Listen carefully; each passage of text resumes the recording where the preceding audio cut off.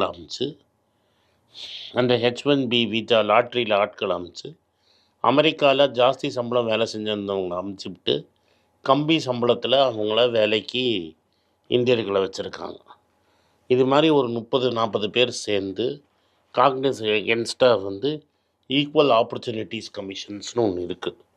அதாவது எல்லாருக்கும் நீங்கள் ஈக்குவலாக வேலைக்கு ஆப்பர்ச்சுனிட்டி கொடுக்கணும். அவங்க ப்ரூவ் பண்ணியிருக்காங்க. இது மாதிரி இந்தியாவிலேருந்து H1Bயில் ஆளை கூட்டிகிட்டு கம்மி சம்பளத்துக்கு நீங்கள் வேலை வாங்குறீங்கன்னு. அதனால் இப்போ அவர் என்ன சொல்கிறாருன்னா, இந்த H1B விசாவில் கை வைப்பேன் அப்படிங்கிறத அவர் சொல்லிகிட்ருக்காரு.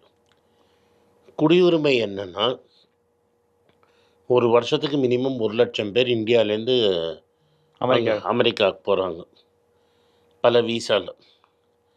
அவங்களாம் என்ன பண்ணுறாங்கன்னா, இப்போ H1Bயில் போகிறவங்க 3